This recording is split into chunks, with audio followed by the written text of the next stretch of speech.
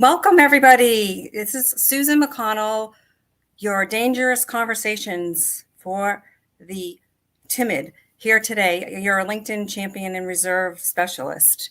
I do this conversation every Tuesday at noon, and I bring different people in from my community and network to light up your world and what you do with actionable ways to improve yourself or your business, or in general, just have a great time. Um, Before we get to the conversation for today, I'm going to give a quick LinkedIn tip. And my tip for today, which I noticed a lot last week, was that many people think that they are attached to their company page on LinkedIn, but yet they are not. If you look at your company page, you have a logo. And a lot of people on LinkedIn have no logo in their company page. So somehow there's two created. So make sure you're connected to the correct page. That's a good one. So my guest for today is Natalie Nathanson. I've known Natalie for probably 9 years. It's crazy. It She sure is. is. It is. She's the founder and CEO of Magnetude Consulting. It's a B2B marketing firm that pioneered the fractional marketing approach for small to medium tech-related businesses. And prior to founding Magnitude, Natalie led information technology at Forrester. She served in a range of other in-house marketing roles at successful tech firms. Natalie speaks at industry events on a range of company growth topics and is a regular contributor to Forbes magazine. So welcome, Natalie. So glad that you're here today. Thanks, Susan. Great to be on here. Looking Yeah, it's forward to the fun. discussion. If anybody has questions, let me get to my little banner since I'm so good at this. Let us know that you are here with a thumbs up, or if you have a question for Natalie, ask Natalie a question. But I'm going to start. What are common misconceptions about hiring in-house versus an agency or a contractor? That's great. It works for a lot of different industries. Yeah. So we're going kind of right in the We're decision heading in. question that a lot of companies, especially ones that are just getting started, is when do we hire in-house? When should we look at an agency? And I think, like many things, there's no one size fits all answer. I do think there's been kind of a leaning towards hiring in-house and companies feeling like they are kind of reaching a point of maturity, and they say, okay, now we can make our first marketing hire. Oftentimes they're doing so a bit prematurely. And kind of the two biggest parameters we look at is what's the kind of range of skill sets that are needed in marketing, and can you find that in one person? And marketing requires a lot of different skill sets. My kind of firing on multiple cylinders. When you look at kind of within digital marketing alone, there's a number of areas there. Oh, that's so true, Natalie. It's even from when I first met you, the different things in marketing. Like there used to be maybe, let's just say 5 specialists, and now there's, well, I don't even know how many. Like you can be a specialist of a specialist, Mm-hmm. and if you really need that kind of specialty and yet you're doing multiple things, that's a great time to look at outsourcing, because no one person can be an expert at everything. Right. And that's something we often say. And there's certainly value in the folks that are strong generalists and know enough to be dangerous about all things marketing, but also needing to fill that in with kind of the depth of expertise. And even, digital marketing, I think back, 10 plus years ago, it was enough to have a digital marketing manager. Today, it's become so specialized, right? You want someone that knows Google AdWords, someone that knows social advertising, someone that knows analytics, all of those kinds of areas require their own kind of depth of understanding. Yeah, no, like I said, it's incredible. And when I speak with customers, I'm, usually on the sales side of it, but yet, Mm-hmm. as I say, I do know enough about marketing to be dangerous. But if someone, like you said, is looking for all those different expertise, and it's even growing, there's even more specialists in that. I met someone who, this is a funny one. She's a forensic email marketing expert.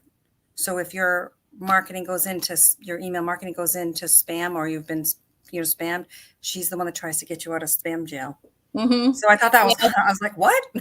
We had a client in that space that we worked with for many years, and it's eye-opening just how many things can go on behind the scenes like that, that unless you're in that space, you wouldn't necessarily know all of the underpinnings of a particular discipline. Yeah, no, it's incredible. And the thing about it is that you and I talked about this when we were talking about having you on. It's that, people can do one thing or two things, but if you have a strategy and you have to do multiple things, that's when you're going to get into trouble, and you're wasting your time and energy if you're not doing it right. And a lot of people don't do it right. Mm-hmm. Yeah, yeah. I think you also just touched on a good point, is thinking about the strategy, right? And it's easy to say, we need leads, we need to start generating revenue, and the Right. answer is yes, of course we do. Right. That's why we're doing what we're doing, but let's make sure we have kind of all of the right inputs, so you're kind of pointing your finite and limited resources in the right places, right? And so taking that quick step back to be able to take the right step forward is something we're often kind of working through kind of with clients, and just having conversations about. Yeah, and taking that step back when people are thinking about like you said, I have to do marketing and I have to get leads. Like, what are like some of maybe the questions that you ask or think about when you're taking that step back? Is there any sort of tips you can give people? Yeah, sure. So we often talk about a framework that we have called the three M's, and it's the market, the message, and the mechanism. And those are Uh-huh. really the three components that make up kind of the go-to-market approach. And this can apply to kind of both sales and marketing. We lean, skew towards marketing, and thinking about kind of the market is kind of Yeah. who do you serve, right? And that can be kind of which types of companies, which types of roles within the organization, all of that. Hmm. The message, how do you communicate to them? How do you communicate your differentiation and value, and in a way that is compelling to the target market? And Yeah. then the mechanism is really the tactics. What are the mechanisms by which you reach your target audience, and make sure that you're using kind of tactics or channels that align with how your kind of target market seeks kind of information. Where do they go for information? So it's really thinking about those oftentimes helps kind of clarify or simplify what otherwise can be a bit daunting, of thinking about kind of how do we find customers. And if we can if your target market is very broad and you can serve kind of a range of industries, range of company types, it can be hard to figure out kind of where to focus initially. Yeah, no, that's totally interesting. And again, as I think about it, a lot of companies make that mistake and go to tactics before they do the Mm-hmm. strategy. And that's when you kind of get into that. It's confusing because you sometimes think that the tactics is a strategy, whereas, email marketing is a tactic, and, digital or social media is a tactic. And then you've got to put all those tactics, you've got to have that strategy first. And that's the hardest part, is thinking, where are they and how do I find them? Yeah. And I think in some ways, even harder than coming up with the strategy is having the patience to wait for the strategy. And Yes. we're often working with a parallel track. So there's the strategy track, and let's make sure we're going through kind of the right set of kind of exploration and information gathering to kind of get to the right plan. But in parallel, coming in saying, okay, here's where there's some low hanging fruit. Here's where we believe we'll have some quick wins. So you might kind of make some hypotheses about what you believe will work, and start executing while you're developing the overall strategy. Oh, cool. And that way, by the time you kind of get to that point, you have a plan in place, and hopefully you have some results under your belt. But if you don't, you start to understand why, and kind of where's the parity between kind of what you've kind of executed on, and then where is kind of the strategic direction pointing. Yeah, it's very interesting. Some of the, people I've talked to in the past, is they think that it gets turned on and you get leads immediately. And Mm-hmm. if that's the case, then some marketer is really, really doing a good job. But it's not the case. It has to be developed. You have to try, like sometimes you have to try things and then say that doesn't work and make a pivot. And, eventually you find something that works, but it's kind of like putting a puzzle together sometimes. Yeah, definitely. I think the Yeah. other thing you just made me think of is kind of great to generate leads, but you need to make sure that they're good leads and that There we in go. front of them is converting into sales conversations and making it into the pipeline, as opposed to kind of leads for lead's sakes and kind of checking the box that marketing has, done its work, so to speak. That's that putting the mechanism before the market, right? Yep. Ah, Yeah. very good. So what's changed over in the B2B market since the pandemic? B2B marketing. So I would say there are a number of things that have changed. One is, digital has become more competitive. So there's many companies that were not doing as much with digital marketing or digital demand gen in particular. And pre-COVID, we're relying very heavily on trade shows, on kind of in-person selling, all of that sort of thing. Yeah. So on the one hand, it's been kind of a positive, positive for digital marketing that companies are being drawn to it and reaping all the benefits of being able to test and measure everything and see what's working and optimize in a way that you can't necessarily do in offline channels. But the flip side to that is it's gotten more competitive. So things that worked in digital marketing pre-pandemic aren't necessarily working the same way today, and we see that in Google AdWords. We see that in LinkedIn, right? LinkedIn has become a lot more kind of crowded and competitive. So the need to really kind of back to what we were talking about, the 3 M's, the need to really focus on kind of where is your best fit? How do you message yourself? How do you break apart from the noise? I would say has become that much more important for effectiveness. Yeah, no, I agree. Definitely. Like I said, the companies that relied on in-person now have to do a marketing strategy that's not the same for them. It's very different. And so have the companies adapted? I mean, are they finding ways to, reach their market? And yeah. I think companies are. I think I do still see a segment of organizations that are kind of waiting for things to return, like quote unquote, back to normal. I would say a little less so now, but we still do. Yeah. We're a couple of years in. And so that's been kind of interesting of just the decision making that goes around that. And you must see, right, from your perspective, all the work that you do on LinkedIn with executives and all of that. Maybe people that kind of use this as their moment to learn the platform and get value from it. That's true. And it's what's interesting is the LinkedIn profile I was telling you, I just put together a course, and the way you approach your profile now is completely different than even 2-3 years ago. And there's different ways to do it. Like you said, it's about, the market, and you want to message people. It's not your resume anymore. So that, there's a lot of different ways to look at things. You're so right. So for you, what works these days to generate good leads when you don't have, I guess, a huge marketing budget? Yeah, so I think it is really understanding, back to that strategy, where should you focus, and not trying to spread your efforts too thin, but really trying to kind of hone in on what will be the most effective. And again, there's no one size fits all. So I think about some of our client marketing programs, and there's some that have very successful Google AdWords campaigns. And in particular, when you have a unique value and people are searching for your solution, that's kind of a great avenue to look at. Oftentimes that can be very competitive. And so looking at what are the right mechanisms within that. I also think there's some new new tools I out was going to ask you there about that. and new approaches. There's companies that do some pretty unique things around roundtable events, both virtual and kind of smaller in-person events, where the service providers are kind of bringing the audience to that. There's new kinds of content syndication platforms that I think a lot of folks know content syndication as kind of a very top of funnel activity. There's ones that are designed more for kind of leads entering the pipeline.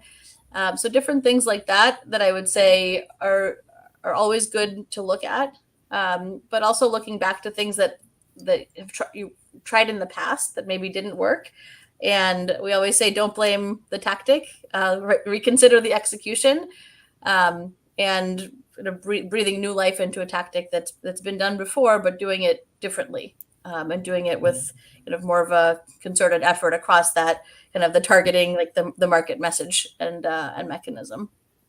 Get a compliment from Tom, and that is true. Natalie is amazing. Thank you, Tom. I thought you'd like that. Thank you. Yeah, like I said, I think some people just kind of, like when we talk about like I always go back to strategy and tactics, because I swear I think people confuse it. And like, as far as the strategy, knowing that you have to actually look at your market and who your customer is first, Mm-hmm. and who you want to have a meeting with and who will buy from you before you start anything. And then how do you reach them? And a lot of people don't do that. And like I said, you get into trouble. And like you said, revisiting old things, that's always a great idea too. And then you and I talked in the beginning about, you said new things, like podcasts are somewhat new. I think more people are becoming podcasters, and it's another way to get yourself out there and, have a conversation and meet new people. So it's, there's all these new things just around the bend. Yep. Yeah. Yeah. Definitely. Like, what types of companies do you work with, Natalie, typically? So we have a few kind of segments that our firm works with. Most of what we do, or I'd say everything we do, is in the B2B, under the B2B marketing umbrella. Within that, tech is our biggest area of focus, and in there we have a few segments. Cybersecurity ecosystem is our biggest industry of focus, and then kind of healthcare and kind of health tech, digital health is another big segment for us. And typically smaller companies, not necessarily, I would say, in industries like cybersecurity, where we kind of have that significant depth of expertise. We work with companies of all sizes, but our model is really designed for companies who need kind of that strategy, that plan, that execution, and starting to drive results in parallel. So while that can be relevant for larger companies, it's often companies that are really maybe for the first time looking to leverage marketing to drive their growth, both kind of strategically and in kind of day-to-day execution. Okay. So it's if I understand, it's a company that maybe has tried marketing in the past, doesn't really have a marketing person in-house yet, now needs to actually do some marketing and do marketing in more than one, area where they need expertise. That's kind of what I think. Is that? Yeah, that's certainly a big component. There's kind of a few segments that we have within our client base. One is companies that don't have any marketing in-house. So we might be working with a head of sales, a CEO, COO in some cases, and we're really serving the role from kind of the VP of marketing and CMO level through kind of day-to-day program management and execution. We then have a segment of clients with a small in-house team, 1, 2, 3 marketers in-house, where we're really the extension to that in-house function and working across kind of many different areas, depending on kind of filling the gaps or the depth of expertise that the team doesn't have in-house. So that might be, technical search engine optimization, paid search, PR. So some of those skill sets that kind of a small team wouldn't necessarily have on their own in-house. And then other times is more of the kind of consulting engagement. So working on things that are more project-based, like messaging and positioning, brand development, assessing kind of an existing marketing plan, or a fragment of that. Oh, so there's multiple different ways and different reasons that people would engage you. That's very interesting. Very cool. All right, so Micah has a question. It's pretty long, so I'm going to bring it out, let you see it. So I think Micah, I think he's an engineer, if I'm not correct, if I'm correct. Micah, if you're here and you're listening. So generating 2 clients out of 6 through LinkedIn. That's so good. far, the majority have come from the real world, so to speak. I would say, Micah, that is typical. And I would say in the early days of a company, leveraging kind of your own personal network is typically kind of the smartest place to start and where most people start. And then it's kind of coming up for air and seeing kind of where does your audience live that you should target them. So it sounds like for you, LinkedIn has been successful, which is often a good platform. I think things like, SEO and online, going back to kind of what Susan and I have been talking about, is kind of aligning it back to kind of who your audience is and kind of where they live. So online campaigns can take different forms. It could be kind of email based, where you build kind of a targeted list of contacts and nurture the relationship that way. Looking at industry publications, they have, or associations, they have their own kind of advertising opportunities. Looking at, through partnerships, other firms that target the same audience and looking to do things like webinars or things of that nature jointly. I will caution a bit against SEO in the very early stages, because it does take kind of a lot of time and effort and kind of marketing acumen to really get the value from that. That's kind of makes the investment worthwhile, and it can be hugely successful, but not necessarily at the early stages. Yes, I agree there. That's kind of a longer term play. I was thinking about, remember how in the beginning when we first we were doing panel events, like industry specific panel events, and getting on those are great. Different talks for like maybe some of the companies that you represent or some of the tools that you use. Those are good ideas as well. Yeah. Not everybody's going to chat with you on LinkedIn. So you're very lucky. I have to say that. It depends on who your market is and who you want to talk to. Yeah, you can connect with them, but you may have to take it off. You know what I mean? That's a whole strategy of like who your person is because sometimes that person will connect, but they will not talk with you there. They'll talk in email or they'll talk on the phone. So you kind of have to figure out really who they are. I mean, like I said, 2 out of 6 is pretty good though. That's awesome, Micah. Yeah. That does sound good. It was good. I do think, reaching out to people in a targeted and personalized way on LinkedIn can be very effective. Sometimes if you're still trying to learn about your audience or you have a new offering and you want to get some feedback on that, reaching out for more of a market research kind of discussion, and kind of not trying to sell someone initially, but building a genuine relationship. I always say you only get to be new once, so take advantage of kind of all the things that come with being new, having a company that's kind of new in your space. That's cool. That's a great idea. And exactly, that's kind of what I teach anyway. It's not like you need to, shove. I'm going to 10x your sales. You need to meet with me today down everybody's throat. Right. And I mean, a lot of people are doing it, and it's not effective. And you have to throw a lot of stuff at the wall to get that to work for you. So it's never a great strategy. Yeah. No, I think people do get really turned off these days by someone sending a connection request with a short note and then right away accept the request and diving in for the sale. Never works. Far too much these days.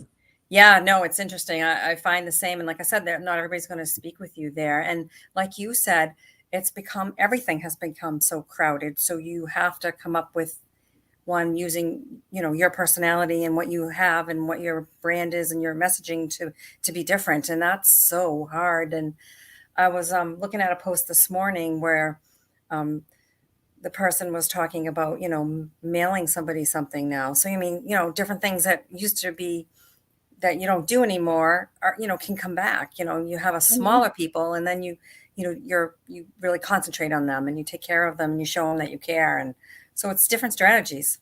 Yeah, definitely. And I think your point about direct mail, it's one of those what's old is new again phenomena. Yep. It certainly got a lot harder for companies through the pandemic, that in B2B at least, that used to have the corporate mailing address, and now a lot of people aren't going into corporate offices.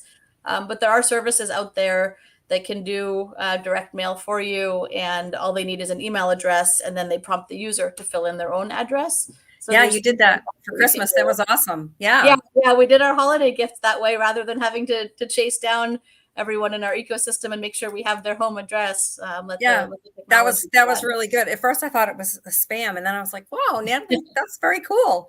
No, Yeah. that's a great way to do it though. And there's a lot of things out there that people don't know about and a lot of great ideas. And like you said, it starts with the 3 M's. So definitely know your market first before you start doing everything else, or you're going to be, what is it, throwing fire into the wind or something? Right. I don't know if that's the right saying, but Well, and I I think can making come up with that, everything. well, and oftentimes that requires making a decision or a distinction, I should say, between who you can serve, kind of who your product or offering can serve, and who you should proactively go after and kind of channel your sales and marketing efforts around. So it doesn't mean you can't take work outside of that kind of targeted market that you've identified, but it's really about kind of where do you funnel your efforts for proactive kind of sales and marketing. And that is true. That's so very true. Well, this has been awesome, Natalie. I think we'll wrap up, but we'll, make sure to join me every Tuesday for dangerous conversations to help your business move forward. And next week, I'm going to have Beth Granger on. She is another LinkedIn buddy, and we're going to have some great conversations about profile that Natalie and I just mentioned a little bit here and there. So this has been great. So everybody, remember your 3 M's. And oh, Natalie, how does everyone get in touch with you if they would like to reach out and ask questions or learn more? Yeah. So LinkedIn is great. I personally am very active on LinkedIn, so always welcome new connections that way. And then I'm also available via email, Natalie@magnitudeconsulting.com. Great. And I will put that in the message chat. So we'll see everybody next week. Enjoy your Tuesday and make sure to be fabulous today. Thank you, Susan. Thank you, You're everyone. welcome. Bye.